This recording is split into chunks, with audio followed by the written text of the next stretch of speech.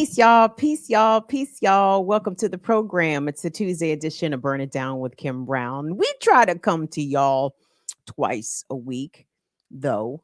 Should we make it thrice? Should we make it thrice? We'll see. We'll see. We'll see. Anyway, every Tuesday and Friday you can catch us here 7:30 ish is our start time here on the East Coast. We appreciate all the folks that have already jumped into the chat and hanging out with us early. What's up, 2Fs? What's going on, Latif? What's up, Swery Ferry? What's up, Holly Horn? What's up, Donnie Bird? We appreciate you guys always showing up and representing for the show, for the program, and for your humble host. Well, occasionally humble. I'm a Libra rising. I claim Libra season 2. So humility and optional, optional. I hope you guys are doing well, feeling well. uh so much going on, as Bob Marley said, so much trouble in the world, so much trouble in the world. We want to send our love and solidarity to the folks still recovering from Hurricane Helene, and for those that are in the path of Hurricane Milton. There was a clip that I saw of a meteorologist. I think he's in the Texas area, I can't call his name, but when the meteorologist started to describe at the speed that Hurricane Milton intensified into a category 5 storm, he almost got choked up. And it's just another indication, huh? These once in 100-year storms are going to be coming every year, every other year, every 3 to 4 years. Hurricane Helene was more damaging, costly, and deadly than Hurricane Katrina. So I think preparedness is the way that we need to be thinking, everybody, because no one is going to save us but us. So much love and safety to those that are in the path of Hurricane Milton. But we've got some things we want to cover here tonight. And I want to, a little bit later in the show, get into Kamala's appearance on The View. Kamala's been making the rounds. And I guess her appearances on folksy shows, podcasts, and 60 Minutes and The View, etc. She's apparently doing well in the polls, polling ahead of Trump, um, which is, I guess, notable. But what do we get from a Kamala presidency? Well, we're going to get exactly what we've gotten from a Biden presidency, except Kamala says, no, no, I'm going to do everything that Joe did, except I'm somehow going to shift even more rightward, which is wild, because if there was ever a Republican Democrat, its name is Joseph Robinette Biden, right? Nobody got on better with the Republicans than Sleepy Joe. But Kamala said, no, I need Republicans on my team. Democrats need to be abandoned in mass, en masse, everybody. There is no such thing as a so-called progressive, certainly no such thing as a political leftist that appear anywhere, especially at the federal levels of our government. We're going to get into that a little later. But I wanted to start off the show talking about October being Domestic Violence Awareness Month. And domestic violence comes in many forms. It is not all physical abuse to start. It is also always not intimate partner violence. Domestic violence can also include family members, roommates, situations in which persons living together under a shared roof can have behaviors escalate to the point that one person is a victim and another is the one doing the abuse. And if I tried to get away from these stories locally here in the DC area, it'd be impossible. There's no way to escape stories pertaining to domestic violence, October or otherwise. So I want to bring you guys a couple of stories tonight that happened this week. And part of the reason why I talk about domestic violence and intimate partner violence and gender-based violence is simply because I see these stories all the time, and they are never reported as though it is an epidemic of our society. They're sort of reported as these isolated incidents. And I don't think that's the case. I think it is Violence, it's the kind of violence that is so normalized and so endemic in American society. We just sort of shrug it off as a routine part of life. And I disagree. I disagree with that vehemently. There is nothing normal about people being murdered by their loved ones. And the sooner that we stop that, I think we can get on a path to healing of sorts as a society. But the problem is, a lot of us don't know we sick. So I want us to begin with a story again coming out of DC. And unfortunately, it involves the unaliving of three people. And the reason in part that I wanted to share this story is because the police response was absolutely abysmal. The police response to this was a grave disappointment and a tremendous indictment on how feckless and useless the police are when it comes to addressing domestic violence situations. And I also want to use this story as an opportunity for us and those who may have found ourselves in such a dynamic, right? The state is not going to save you. You are going to have to save yourself. You did not choose to become a victim, but you do choose to be a survivor. So we're going to pick the story up. Will, I think I got that time coded. So yeah, started at the time code, please, my good brother. And when you are ready, we can roll this. I believe this is coming from WUSA 9 here in DC. Let's check it out. We are learning heartbreaking new information about what investigators say led to a fire that killed 3 people in Southeast DC. Flames ripped through the home around 5:30 a.m. Sunday, and now police have arrested and charged a man with arson and murder. Our Matthew Torres is live at the scene. All of those calls on the suspect who they were already searching for earlier that morning. Friends of the victim say he was threatening and harassing them weeks leading up to this incident. And we're also learning that the suspect and one of the residents used to date, and now he's facing charges of murder and arson. All our lives to live here. Shying away from showing her face on camera, Teresa McKinnon can't help but just watch. Watch on the side as investigators comb through her childhood home. Watch over the now crime scene where her 85-year-old mother, Margaret McKinnon, and 64-year-old brother, Ronald McKinnon, died in a fire Sunday morning. It's nothing to process right now to me because I got to be the strong person of everything right now. I'm sorry she passed, but she had very bad dementia. Loved ones and neighbors say the son was taking care of his mother who had dementia. Living with them as well was 34-year-old Jessica Cunningham. Police say she used to date 53-year-old Robert Simpson, now accused of intentionally setting the house on fire. It is certainly clearly a case of domestic violence where 3 people lost their lives over a senseless interpersonal conflict. What was used to spark the fire still under investigation. Detectives say the suspect at some point used to live with them. In a newly released timeline of events, police responded to the same home 3 other times in less than 12 hours. The first after 7 o'clock Saturday night after Ronald called about someone breaking a window. About 2 hours later, officers responded again because of an extinguished fire in a trash can. Ronald told police it was Robert Simpson. Then just before 4 o'clock Sunday morning, another call. This time it was Jessica reporting about an alleged domestic assault by Simpson from the day before. Officers searched the area for about an hour with no luck. But 2 hours later, detectives say Simpson returned and killed all 3 residents. When pressed if an officer should have stayed at the house, Chief Pamela Smith said, We do spend time canvassing, looking for the suspect, but we also put our folks back in service until we can find some other identifying information or circumstances that requires us to place someone at the home. Teresa McKinnon and family say they'd rather not comment on the suspect nor the investigation, but focus on how well known her brother and mother were in this community. This situation took a big toll on the family, but we're all going to continue to stay strong. Now, we're also getting our hands on new court documents. It reveals several domestic assault calls made to the house against the suspect. One tipster also told police that she wanted to go back to her hometown in Memphis, but the suspect, Robert Simpson, did not want her to. During the 911 call, documents say you could hear Jessica yelling, "He came back," and pleaded for help. And in a tragic twist of events, we are learning from police that Jessica's own 2 young kids also died in a house fire years ago in Tennessee. Her own mother was the one accused of setting the house on fire. Simone.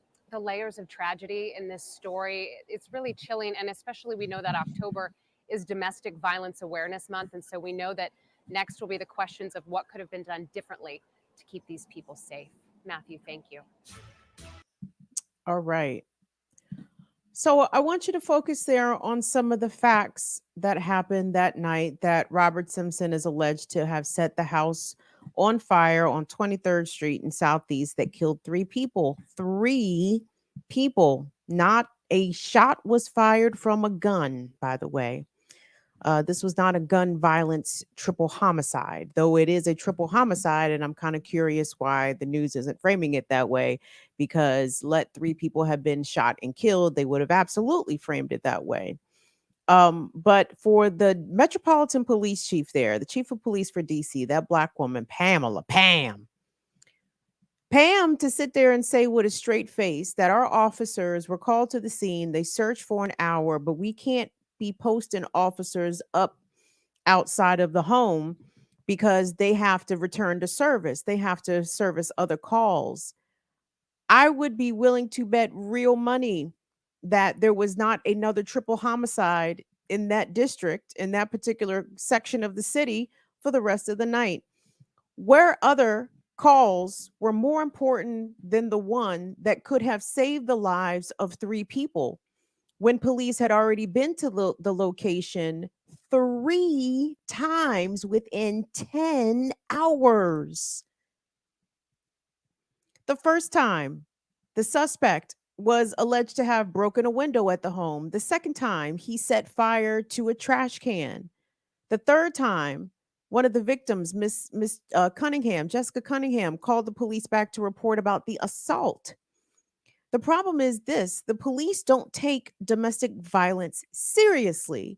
They don't look at it as a leading indicator to greater violence and harm. But from everything that we see, even from our layman's and laywoman's vantage point, that domestic violence and people who are domestic abusers, that is a precursor to something potentially greater. Tragically, it can result in murder. And three people got killed. That just blows my mind. One of those persons being an 85-year-old woman with dementia and her son who was taking care of her. And then the 34-year-old, the young woman who was the former partner of the suspect. The suspect, by the way, throughout DC and Maryland, other reports said that Mr. Simpson has multiple claims of domestic violence against him in DC and Maryland. So there is a long history here. And, I was having a conversation earlier with somebody, and I asked, for people that have had DUI or DWI arrests or convictions on their record, like usually their life kind of radically changes, right? You get a DUI, arrest or conviction, let alone multiple, right? Like shit changes for you. Okay. You can't just do shit like drive and be places and not be monitored. And there's a lot that goes on there. But I don't seem to think the same impact is true for people who commit domestic abuse, right? They may have to show up to court. Oftentimes, survivors themselves don't want to press charges, which again is understandable. But it should not be an excuse to not hold people accountable, unless at least via the law. As much, as I don't respect the law, as it were, unfortunately, it's the system that we have, right? And again, it's a system that doesn't take the physical and emotional harm of women and children very seriously, because those who commit such offenses are usually treated very much with kid gloves. Maybe they'll get probation. Maybe they'll just get anger management. Maybe they'll serve a tiny bit of time in jail. Maybe they'll get a small bond to facilitate a more easier exit from jail. Like it doesn't seem to be taken seriously. Like people who are arrested and convicted of domestic violence, it doesn't seem to harm them the way that I think that it should, right? And such is the case with this man, Robert Simpson.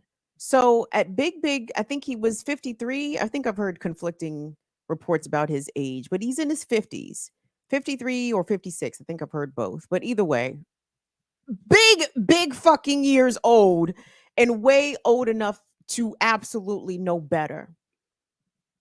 And that's the shit that gets me when it comes to intimate partner violence, when it is man abusing women. Like the ages of some of these dudes, they can be in their teens, they can be in their fucking 60s. It's like I need to know, y'all, what is the age in which women are safe? What age? Like which age group of the bad man them are we safe from? Are we safe from, I guess, little boys? I guess 0 to maybe 10.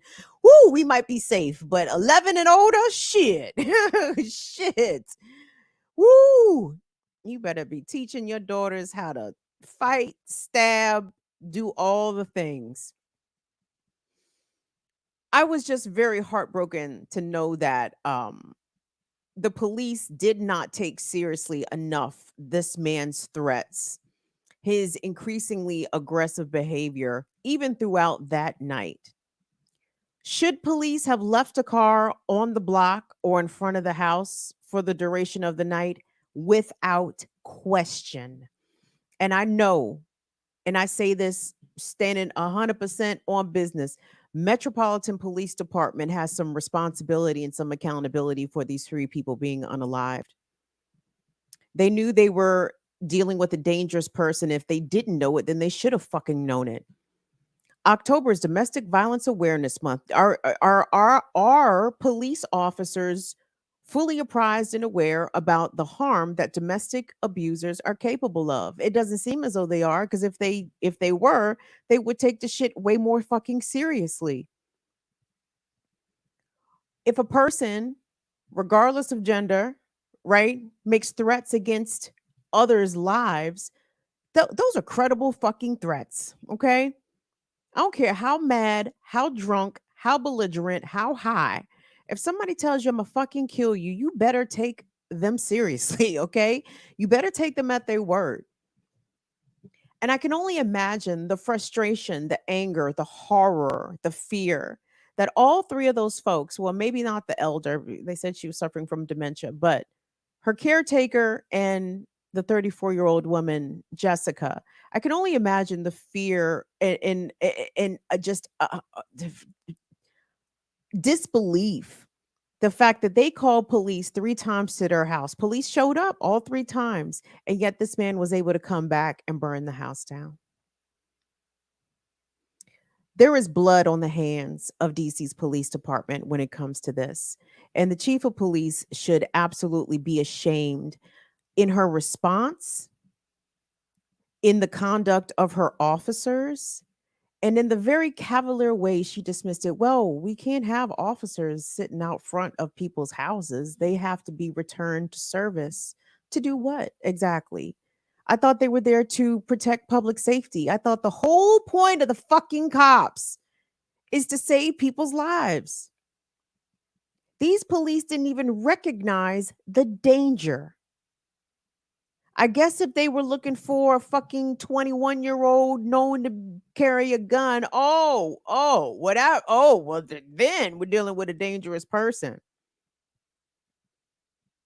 And that's the shit I'm talking about. With so much emphasis and focus on preventing gun violence, which is not a bad idea, but not to the exclusion of the other methods of which people can be violently murdered.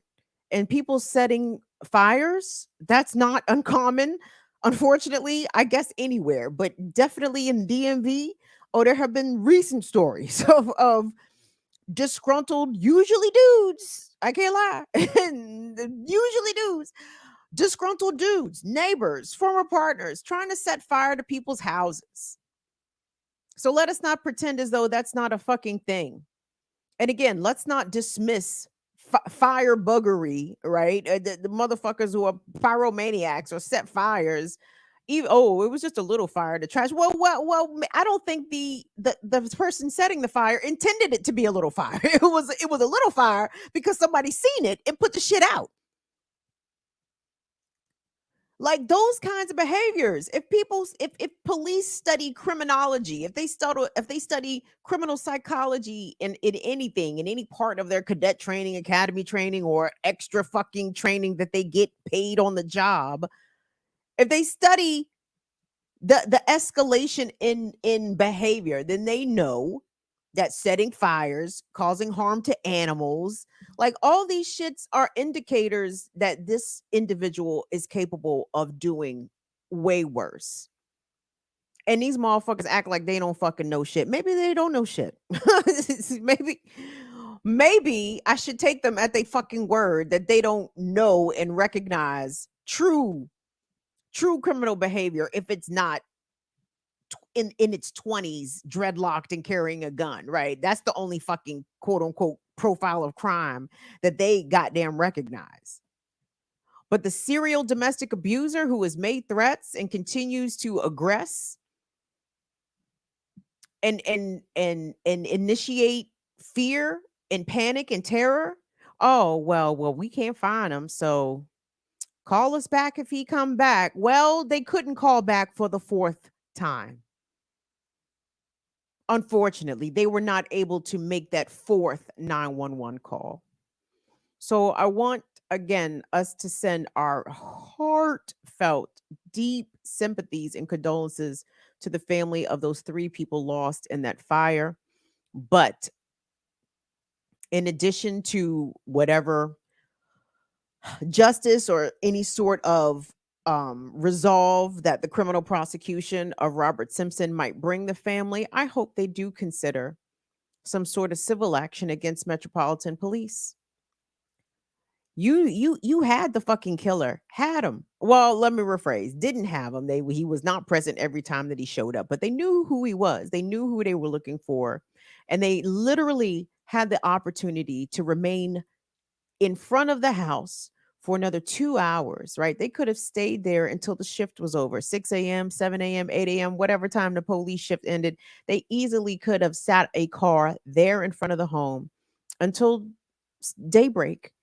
And they chose not to do that. Why? Because they had to go harass some 20 somethings, right? In stolen cars. But instead of actually protecting the lives of people who were in danger and who were aware that they were in danger and who communicated to the police that they were in danger, no, the police had better shit to do.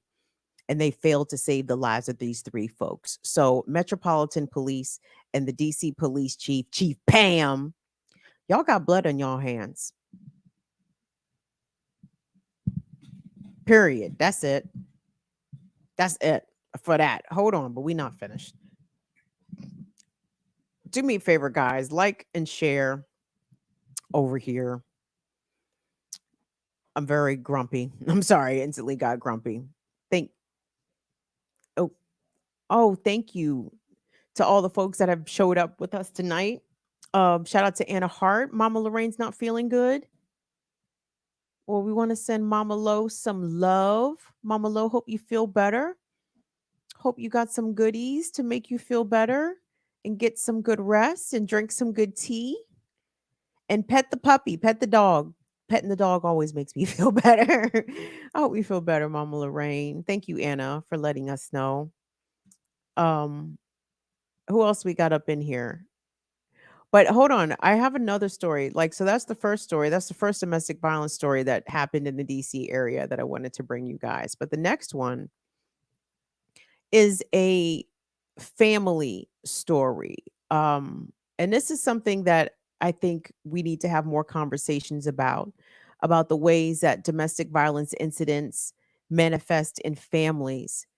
I'm not going to delve into what I'm about to mention here, but there was a story here in Prince George's County where a mother is now arrested after allegedly shooting her 13-year-old daughter in the neck. Like crazy shit. Prince George's County actually has made a bit of a focus on highlighting issues of domestic violence because here in the county there have been over a dozen, I think, domestic violence murders. And but when I say domestic, I don't mean intimate partner. I mean family members killing one another. And there are reasons why this happens. Sometimes the pressures of multi-generational living can be exasperated. Sometimes you have adult children living in the home that do not respect the wishes of the parents or the parent in the home. Sometimes the parent of small children can harm their kids. And that is what happened to a 5-year-old here in DC who tragically, seemingly was murdered by his father. But come to find out, the father is not being held on nothing. He was released on his own recognizance. I'm in deep confusion. Well, can you put up the article for me, please?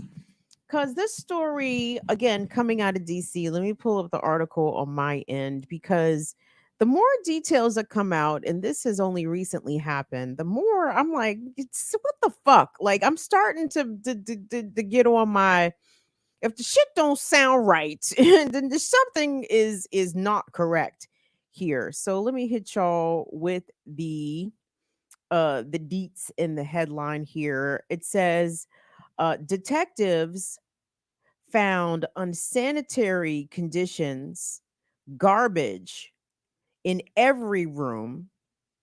And this is where they found the 5-year-old who had been seemingly murdered by his dad. Okay. And they found this kid after the father called 911. And part of the police filings in the affidavits, the police say that a witness, I'm going to assume maybe a neighbor, said that the father came out of the apartment saying, I fucked up, I fucked up. And by the time that the EMTs arrived on the scene, the child was unresponsive and they declared the child to be passed away right there, which also leaves me like, what? Like there was you found the child already deceased? Like how long had the child been there and been deceased? So the medical examiner has done an autopsy and has determined the child's death to be undetermined, which I think is the reason why the father has not yet been charged with murder. But what is interesting is that the father, his 32-year-old, I think DeAndre Pettis, is that the gentleman's name? But his age again sort of blew me away. Like 32? Why are you doing this to your kid? He had been allegedly charged with domestic violence the previous year, not on the child, but on a former romantic partner who alleged that DeAndre threatened her with a gun and hit her in the mouth, and then threatened to shoot her, pointed a gun at her, and threatened to harm her. For some reason, those charges were dropped. It doesn't say whether or not the complaining victim wanted to drop the charges or if the DC Attorney General dropped the charges. Either way, charges were dropped against this person. And now he has been implicated in the death of his 5-year-old son. Now, what I am disturbed here, and again, let me highlight the lack of importance and urgency that law enforcement, police, and in my opinion, the criminal and justice system, the lack of urgency or importance they place on domestic violence incidents. Because if this man had been prosecuted for domestic violence, as he was accused of doing, maybe the child would not have been in his custody so that he could have abused the son until he died, right? And what I also find disturbing is that this man was actually not charged with murder, not charged with manslaughter or anything like that.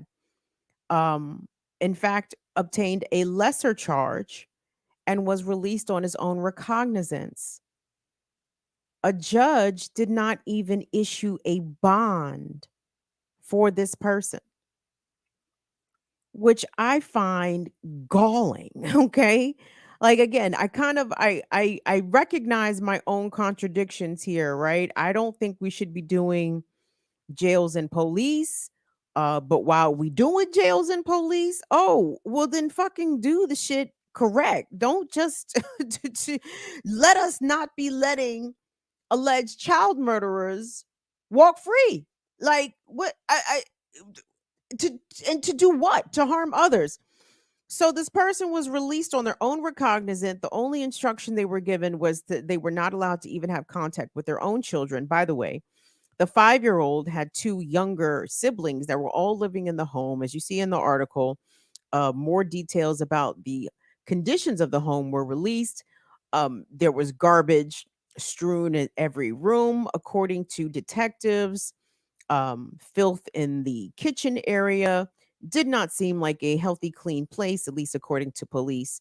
That 3 small children should be raised, but it also seems as though this man has sole custody of his kids, which I'm like, okay. Did nobody coming by to check and see the conditions of the, I mean, not to say, gentlemen, by the way, my intention here is not to be sexist towards you. Of course, single fathers can raise and care for one child, multiple children, and raise them in a very clean and healthy living environment. I'm just saying somebody should have been checking. And it don't I don't even mean the state. Somebody, grandma, somebody been checking. The mama, somebody should have been checking. Because I can't see how somebody could recognize these conditions and allow the children to remain. But regardless, so the children were in these conditions. And this man, not charged with murder, manslaughter, not anything like that, and is out on bond. So, what message does this send to people that are harming their kids, to people that are harming their elders, to people that are harming their partners? In the previous story, Robert Simpson, the man alleged to have set fire to the home, killing 3, part of the reason he kept showing up to the fucking house is because he knew the cops wasn't going to do shit. He knew the cops was not going to do shit.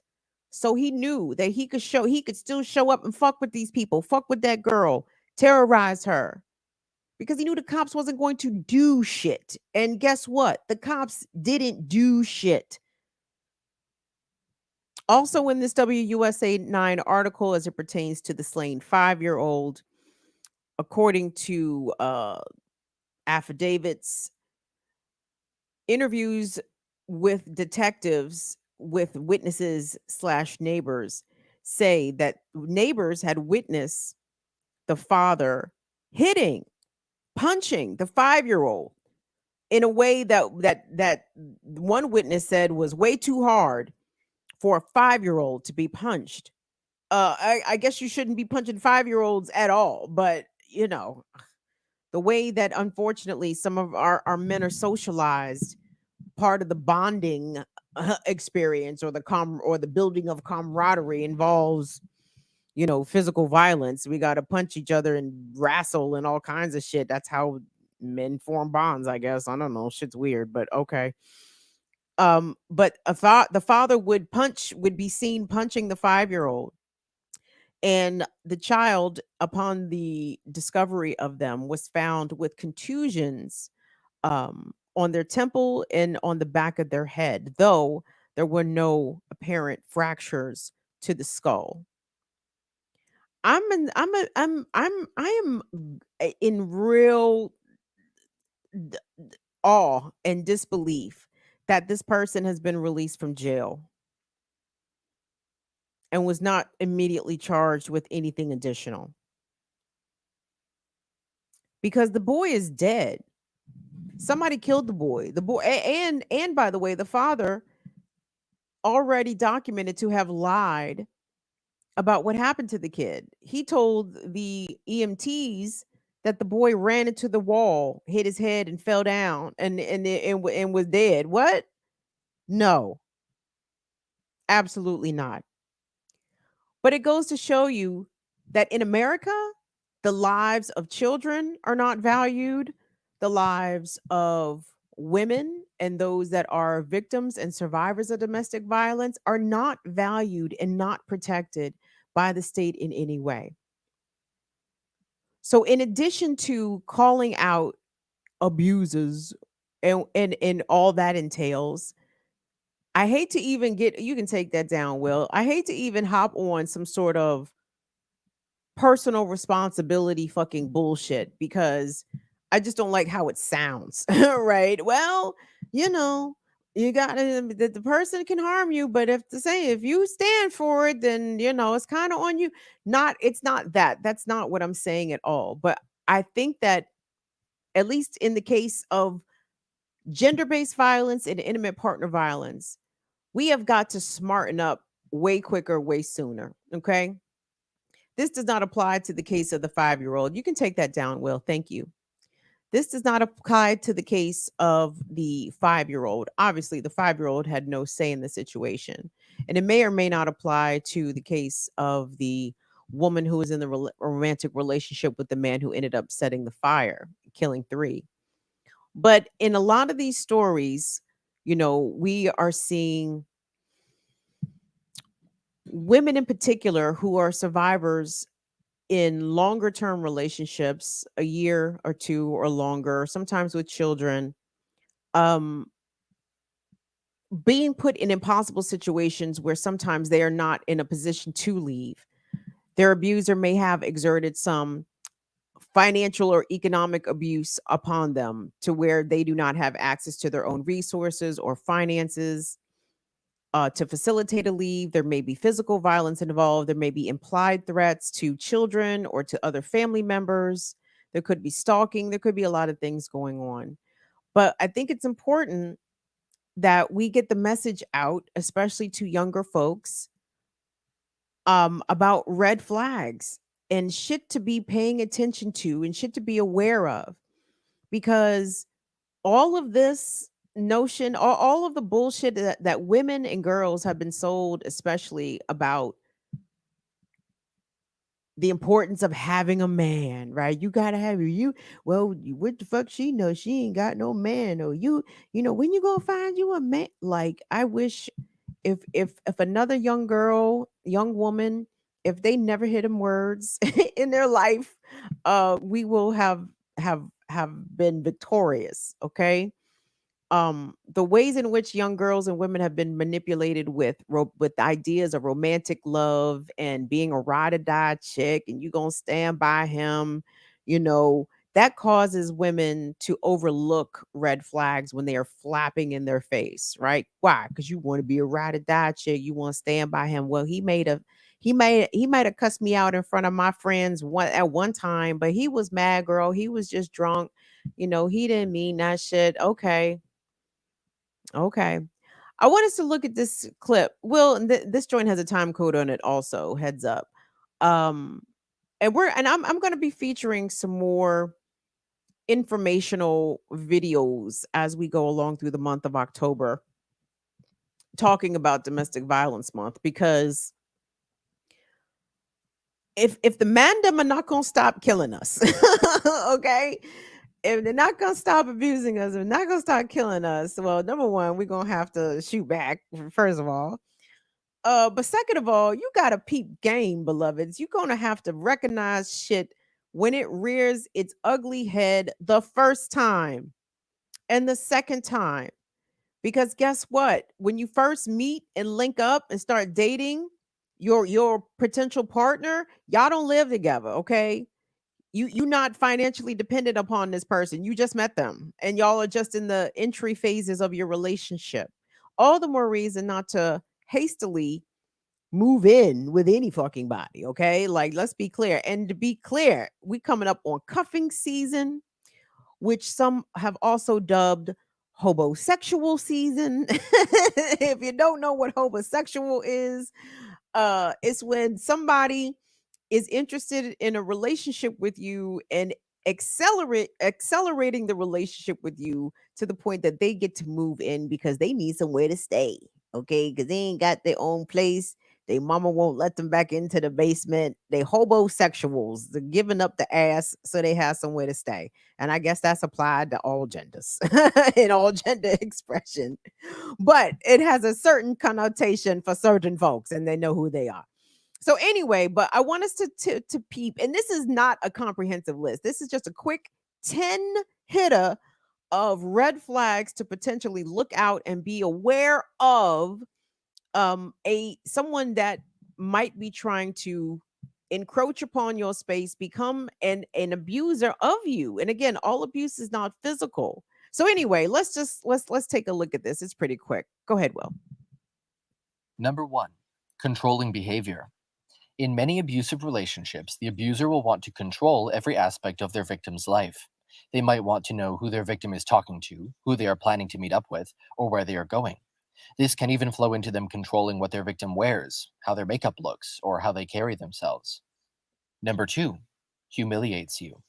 This behavior is often done in front of other people, perhaps his or her friends, and is used as a way to keep their victim down. The abuser's goal is to make them feel weak and small so that the victim doesn't stand up for themselves. Number 3, guilt trips. This is a method employed by abusers when they want to get their way. They might say something like, "If you loved me, you would or wouldn't do this," or "I thought this meant something to you, but apparently I was wrong." The hope is that the victim will feel bad for letting their abuser down and just give in to whatever it is they want. Number 4, forces you to take responsibility for their feelings.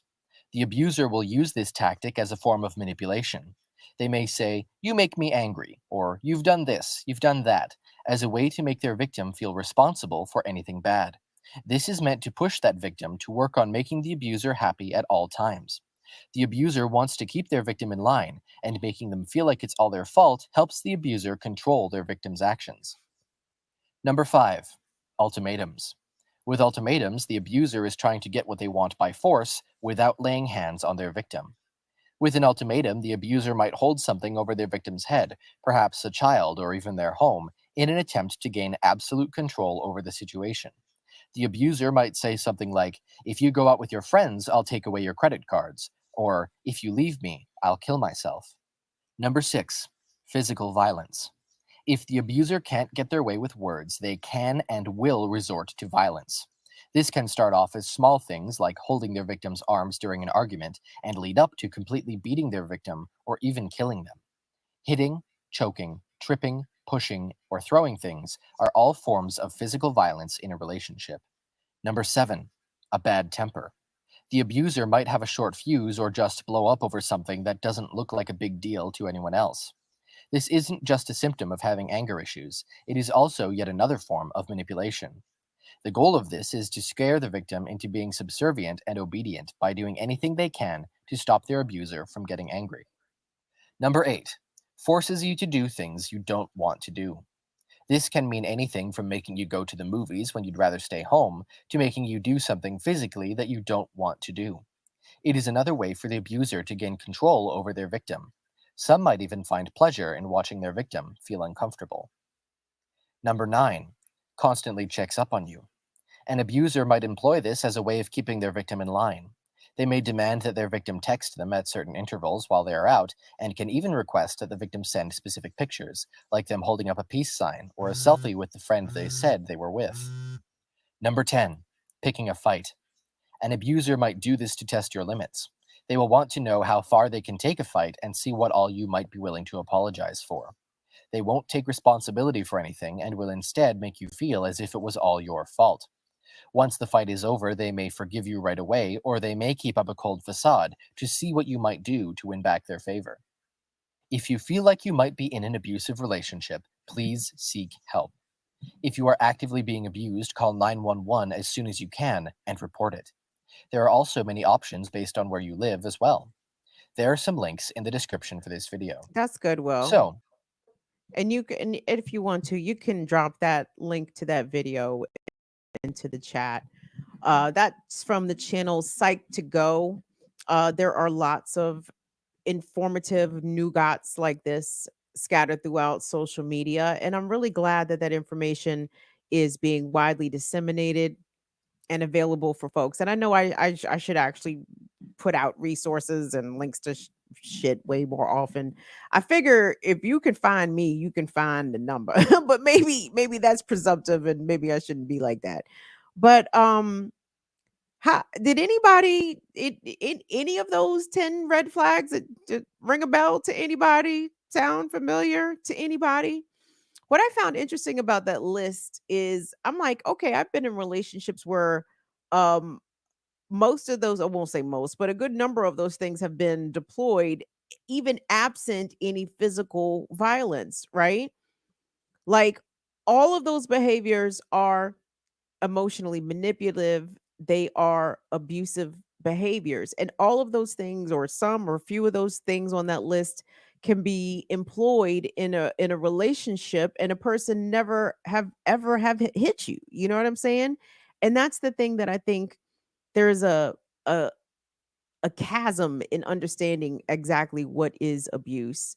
I think a lot of, I say women because I am woman, but women will tolerate a lot of the shit on that list because that man has not hit them.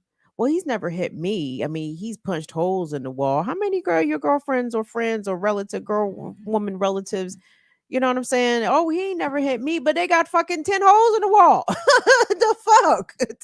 Well, I'm glad he didn't hit you, girl, but these holes in the wall are an indication of something bad. You know what I'm saying? That I'm glad you don't have 10 holes in you, but regardless, it doesn't seem like there's there's pretty much a slippery slope between the holes in the wall being punched and potentially one of those fists connected to your face in some way. We have to take these things seriously, guys. And as soon and I know, because of the societal manipulation and the conditioning that women get, we are so taught, hetero women especially, taught that you got to have a man. A man is integral to your success, to your happiness as a woman, to your completeness as a woman. How can you be a whole bitch with no man? And I think this is also part of the reason why you see the backlash, I guess, the fierceness in which women in 2024 or in the 21st century are clinging so very doggedly to their independence, to their child freeness, right? Or to their single momedness, right? Like some women with children who are single mothers are like, won't be another one. I bet you he was the last one that's gonna live up in here with us. That's the we're not doing that again. Or women who are child free, like, ain't no fucking way I'm gonna be linked up to any of them for life. Like the whole rise of the 4B movement coming out of South Korea, where South Korean women, in part, not and I can't even say how many or how few South Korean women are doing the 4B movement. Look it up if you're not familiar with it. But basically, um, women, some in South Korea, are totally abandoning relate all relationships with men, platonic, sexual relationships with men, not wanting to marry or have their kids. It's because women do not want to find themselves in these types of situations, right? And and I don't think there's anything wrong with that. And I think until society makes a wide sweeping acknowledgement that this is why the birth rates are down, this is why marriage rates are down, because women are number one afraid number one afraid shit of being legally bound to some fucking dickhead that's going to pull the one or more of those tricks out his bag once he lands you, once he gets you, and God forbid he try to knock you up and now you're really stuck. Remember when we were young, and I say this as a 46-year-old person, but when I was young, the word on the street was towards young men, from the elders, don't let no girl trap you with no baby. No, you better tell your daughters. You better tell your daughters who's really out here getting quote trapped with babies. Don't let no dude trap you with no baby out here, and he out here acting simple. Don't even go for it. But my point is this: when you see the red flags in a relationship, or when you see the red flags even manifest in any way at any stage in the relationship, you have to have the strength to, number one, recognize it, and number two, the strength to do something about it. And if ending the relationship is what you do about it, then do that. You dump them, and you dump them fast, like my man said in the fucking A Bronx Tale. You dump them and you dump them fast. Don't give them no second chances. Don't chalk it up to a bad day. Don't chalk it up to he was stressed. Don't chalk that shit up to anything like that, because yeah, it may only present itself sporadically to start, but usually these behaviors accelerate and they intensify. And the deeper and the longer you are in the relationship, the more that these things will start to come out. And the longer you in it, just like quicksand, the longer you in it, the harder it is for you to get out of it. And I want you to please communicate these things. Find the videos that discuss love bombing and gaslighting and all those terms that Gen Zers and younger millennials and Gen Alphas that they are more familiar with, right? Us old folks, we may not fucking know the terms, but we know the behaviors, no doubt. But tell them, don't fucking disregard that shit. Don't overlook that shit. Don't matter how fine he is, how cute he is, how good the schlong is. Like, nope. No.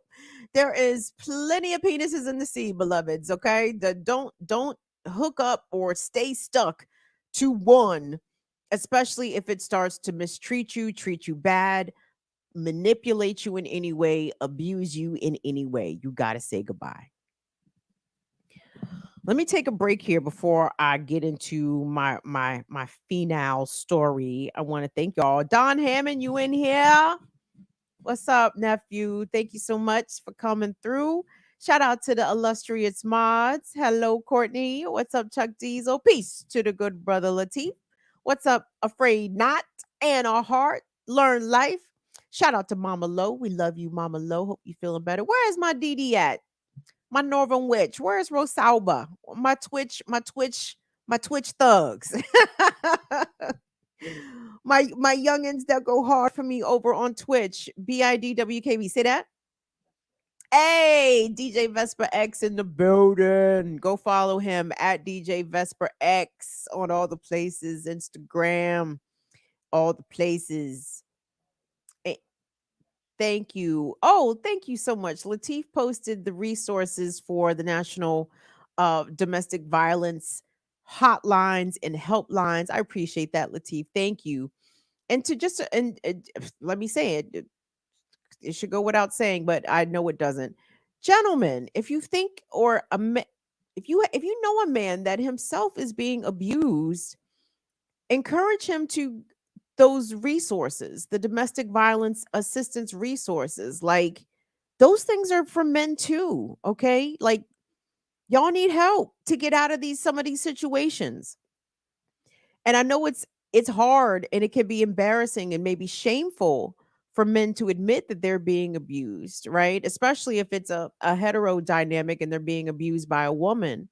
But the shit happens. And yes, women do kill men. And yes, women do emotionally manipulate. And yes, women can economically manipulate, can do all the things, use the ultimatums, threats about seeing the children, all that shit. Yes. Please reach out, men, if you find yourself in such a scenario. Don't be afraid. Those resources are there for you too. So please do that. I appreciate you guys so much being in here, hanging out. If you're catching us on the vertical stream, thanks for stopping by. Give the video a like. I appreciate it. subscribe to the channel. Consider some channel membership. We got some member exclusive videos. I need to throw some more up there, obviously. But they're there. It's a cute little playlist too. Kim's Lost Tapes. I got some interesting interviews when I think about all the folks that I've talked to, and I know I don't have them all uploaded and posted. Shame on me, but the ones that I do have up there, shit, oh shit, I'm telling you. I think about that Jay-Z interview, especially in the context of everything that's being said now, especially from Jaguar Wright. Jaguar Wright's out here burning it down.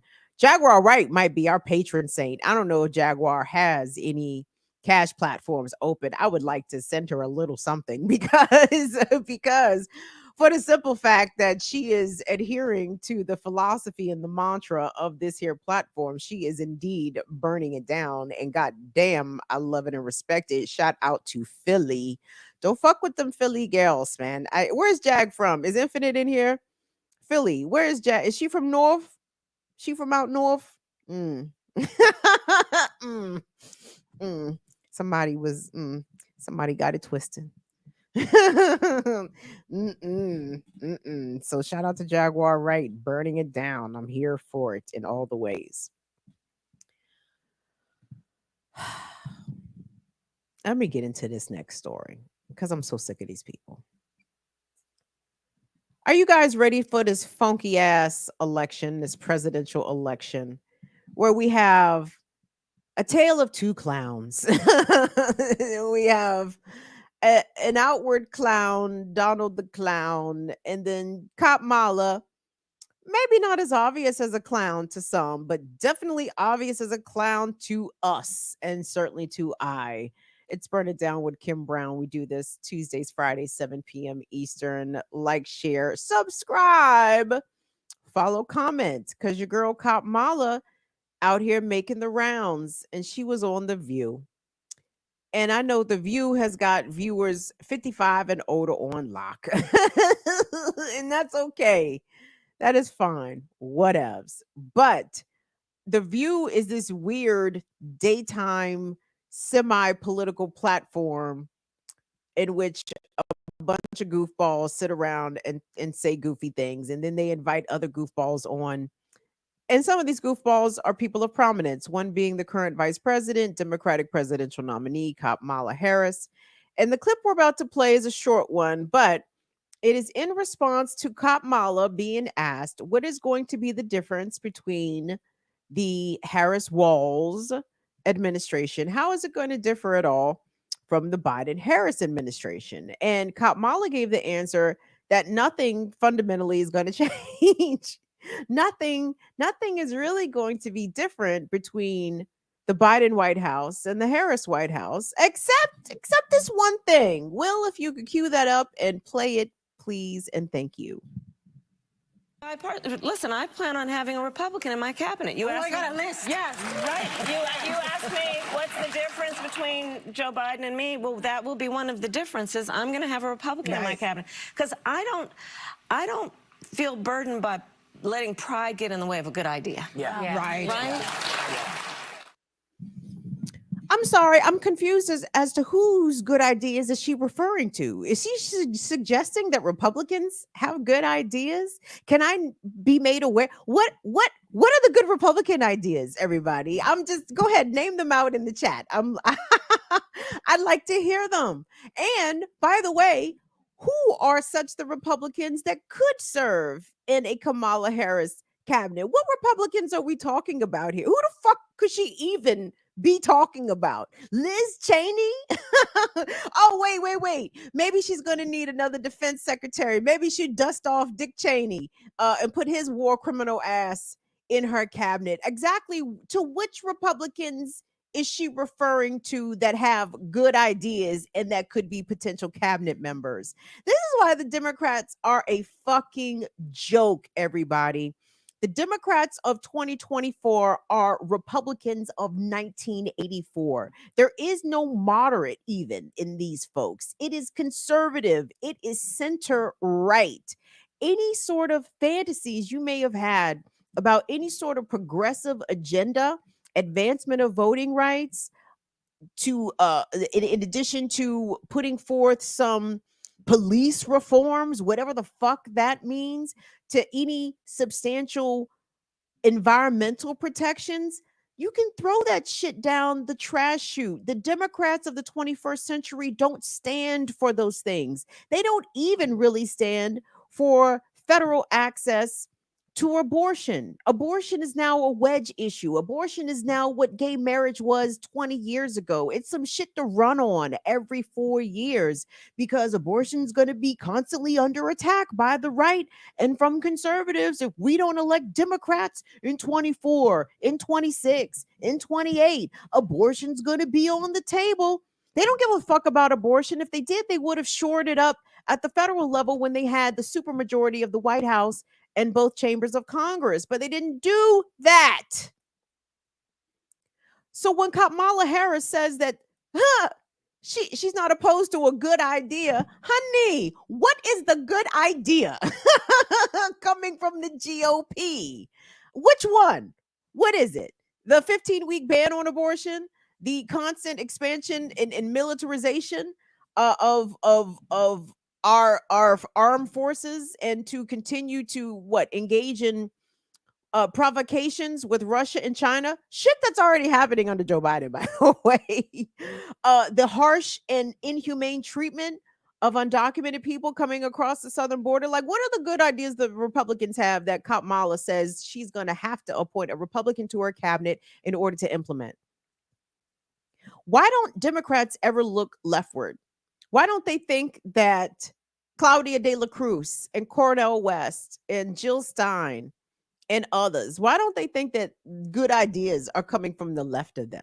Why don't they think that universal health care is a good idea? Why don't they think that a federal minimum wage that is a livable wage, $25, $30 an hour, why don't they think those are good ideas?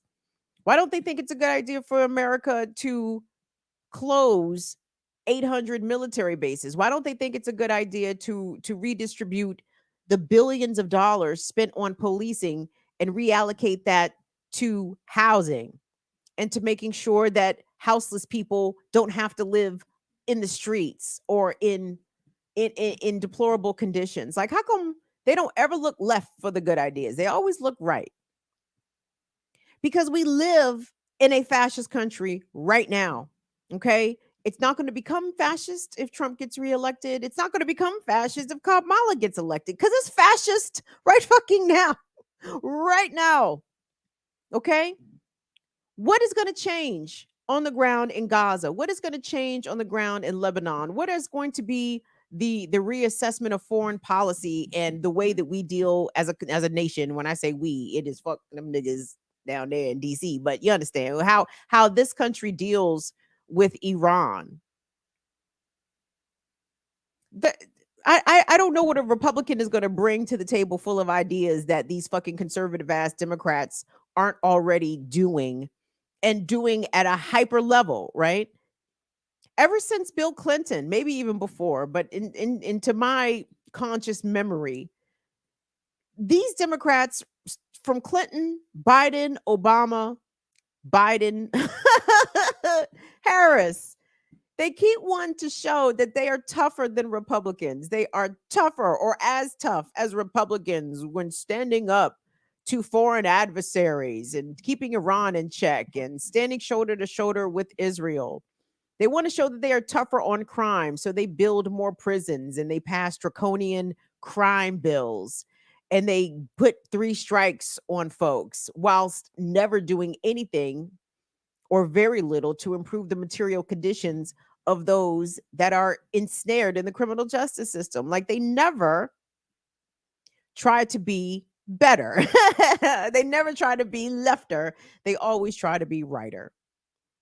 And please let Kamala's continued stale and just without just lackluster rhetoric around Israel, let that ring in your ears, especially to the folks that are Kamala supporters and believe that if it's Kamala or fascism.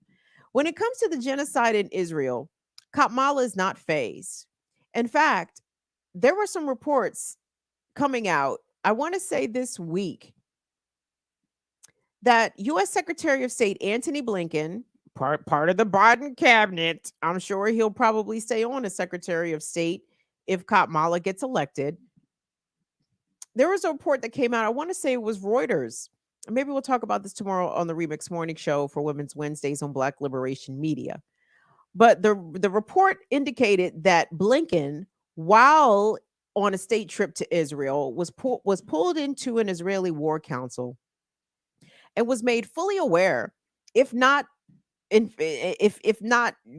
given his full consent, but definitely was made aware that the Israelis intended to target humanitarian aid convoys, which we know that the Israelis have been doing and continue to do, most notably murdering several members of Chef Jose Andres's World Central Kitchen, who were bringing provisions to starving Palestinians. By the way, the Israelis are starving the Palestinians in addition to bombing them to smithereens.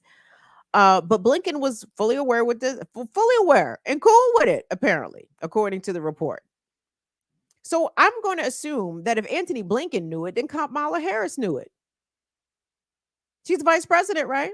Second in command. The Israelis are committing war crimes, not war crimes in our opinion, war crimes as it stacks up against international law. And it's amazing to me that shit is never reported. It is so, if ever mentioned in mainstream outlets, it's never reported that Benjamin Netanyahu has arrest warrants out for him for crimes against humanity. In fact, the United Nations just added Israel to what they call the list of shame, the list of countries in which are known to be committing intentional harm to children. And apparently Netanyahu and his cabinet ministers are all pissed off about being added to this list. Hey, bitch, the facts are the fucking facts. And for anybody in your life, in your circle, that is standing steadfast with Kamala Harris, I want you to please remind them that these are her policies that she intends to adhere to. She is fine with Israel committing a genocide in Palestine with over 40,000 Palestinians murdered, dead, many more still going uncounted under the rubble. She is okay with Israel committing political assassinations inside of Syria's borders, inside of Iran's borders, and now provoking a fight with Hezbollah in Lebanon. But the difference is Hezbollah's with the shits. Not to say Hamas ain't with the shits, and definitely not to say Iran ain't with the shits. Everybody's with the fucking shits. Okay. And that's what America needs to understand. And this is what I want. I want Kamala supporters. You got to explain this to me. How the fuck is this a policy that y'all are okay with? Israel has a right to defend itself. Do Palestinians have a right to defend themselves? Do Lebanese people have the right to defend themselves? Do Iranians have the right to defend themselves and their sovereignty? How come that's never asked? I saw that on that 60 Minutes interview. I meant to, you know what? I was going to say I meant to pull that shit. I meant to not pull that shit actually because the shit pissed me off. Because the black reporter was like, asking her, but how much is this shit going to cost? And da-da-da. But it's always these politicians, these American politicians are allowed to say that Israel has a right to defend itself. And that is the acceptable answer. It's never followed up on. It's never followed up on. Israel has a right to defend itself. Okay, at what cost? Let's even be fucking nationalistic with the shit. At what cost to Americans? At what cost to the taxpayers? At what cost to the folks that are struggling right now under climate catastrophes? At what cost to the people that can't afford to buy food, the people that are facing an eviction crisis? I think it was reported that Israel, in the past month, did I hear this right? $18 billion received from the United States. Okay. Okay.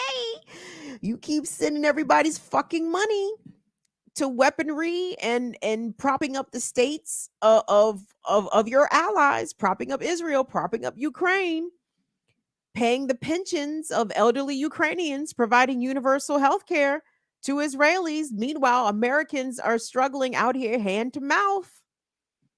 This is unsustainable, baby.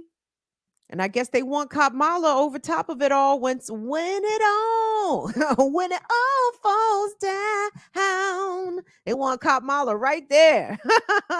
When it all falls down. Actually, they love for Trump to be there so they could blame it on him. But baby, this thing is bigger than Nino Brown. This thing started before Trump. It's gonna be here after Trump. This shit started before Kamala. It's gonna be here after Kamala.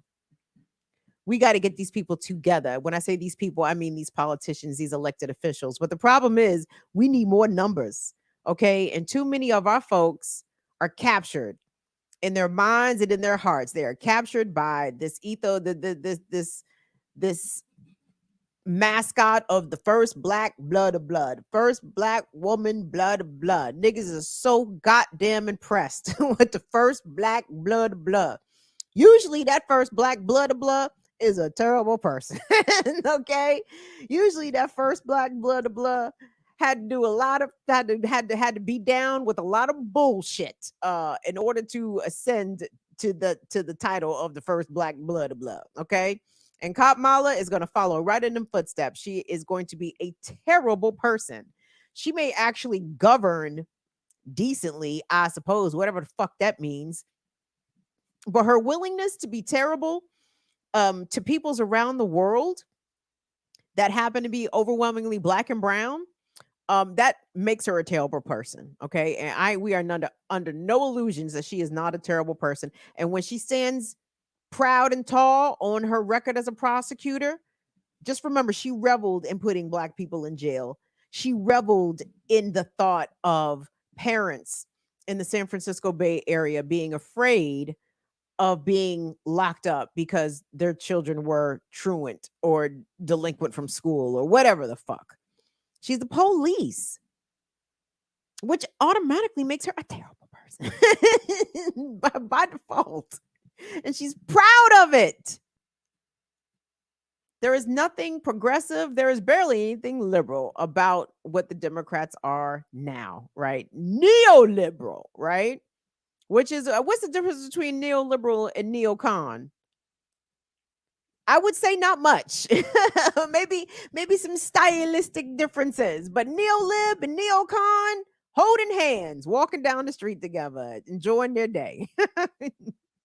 So, Kamala has reassured us that, hey, she's going to make sure that all viewpoints are represented in her cabinet. She's going to even put a Republican in there to offer perhaps even more conservative and more dangerous ideas than what the Democrats already have waiting for us. Don't you guys feel reassured? I don't. Anyway, early voting is underway in some places, everybody. So do not feel guilty in casting a third party vote for president. Pay attention to your down ballot races. If I'm sure there are down ballot races where you are, those are very important. Also, those races are probably more consequential to your everyday life than whoever is occupying the White House. Here in Maryland, early voting doesn't start until the end of the month. But I have resolved I am not going to vote for myself. Well, not for president. I might mount a write-in candidacy of one for Senate because I am not impressed with my options here in Maryland. The Democrat Angela Alsobrooks is running against former two-term Republican Governor Larry Hogan for the open U.S. Senate seat. A Senate seat hasn't been open in Maryland in some time. They're actually spending some money on this seat because it's a little bit in danger because Hogan has a lot of name recognition. He's polling behind Alsobrooks actually, but in the risk is that if a Republican got this reliably safe Democratic Senate seat, it could further tilt the balance of power in the Senate. So Angela Alsobrooks might be the senator. Again, she could be the first Black woman senator from Maryland. And what is she? A police. That is correct. Former prosecutor. Yeah, she's a cop. Yeah, terrible. What I say? The first Black any one of them niggas is awful. The first black whoever the fuck is terrible, is uniquely terrible. Hence, that's why they are the first. So anyway, also Brooks and Hogan are going to have their debate Thursday. So we may even do a little recap of the Maryland senatorial debate here come Friday, because it's terrible. So I'm probably going to write myself in for Senate. But I probably will cast a vote for president. And if I have to write in Claudia de la Cruz, or I am not, to be honest, I'm probably going to vote for whoever the fuck is on the ballot of the third party candidates, right? And I'm not sure if Jill Stein is on the ballot in Maryland. I think she is, though. But if I see Jill, I'll vote for Jill. If I see Dr. West, I'll vote for Dr. West. If I don't see no fucking body, then I'll probably write in Claudia. I don't know. I'm betwixt and between, but I think any vote not cast for Trump or Harris is a vote well spent. So please don't let nobody convince you that you are throwing your vote away by not casting a vote for the Democrat or the Republican. Fuck that shit. Fuck that shit. You don't owe them niggas nothing. You vote your conscience out here, okay? Okay. All right, guys. I'm hopping off my soapbox. Well, did we get any support that we need to acknowledge? Sure did. Thank you, Alizarian, for your super chat. Truth, justice, love. Thank you. We had over 140 views. Didn't know trolls come in so many like forms. It's literally like domestic violence trolls. Like, I'm like, geez. Wait a minute. How do you be a domestic violence troll? What did it? What the fuck did you even say? Like, pick a better man. Like, tell your daughter to do that. Like, yo, what the fuck? Nigga, your mother should have picked a better man. Okay, like, let's start there. Tell your mother she should have picked better. I was like, I was like, yeah, she need to see this. But yeah, when you see it, when you watch the playback, give me the time codes. Cause yes, I need time codes and clips. Tell Kim. But yeah, when you watch it back, watch them trolls. I was like, yo, this is crazy. It's the thing. Right. Why wouldn't it be the thing? That's also, I guess, a little bit of the shock. And it's like, yo, what? Like, oh. All right, but yeah, that was thank you, Alizarian. Also, again, hit that like, because it was over 130 something, and it wasn't the likes wasn't matching up. So please do that. You have a good. Thank you, Will. Thank you, Will. Listen, and that's also part of the work we need to do for Domestic Violence Awareness Month. Like there's a lot of a weird victim blaming, I think, that comes from certain corners. And listen, it comes from some pick-me's as well. And by the way, I'm with the TikTok girlies. When the TikTok girlies say that pick-me's are as dangerous as fucking abusive predatory men, I'm starting to see that light. Like pick-me ass women that will excuse male behavior and blame women. Well, why? Yeah, you shouldn't have made him mad, and that's why he smacked Jesus.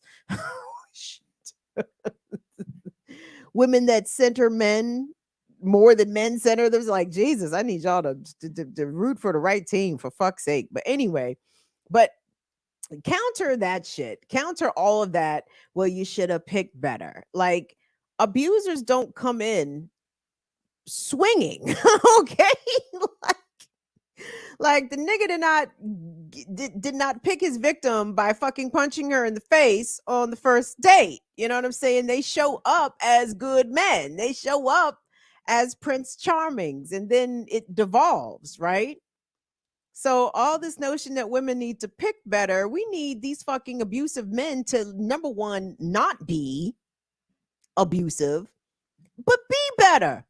And if you know an abusive fucking motherfucker in your life, I don't give a fuck who it is. Your homeboy, your line brother, your the nigga you run ball with on the weekends, your cousin, your father, your uncle, your grandfather. Check them niggas.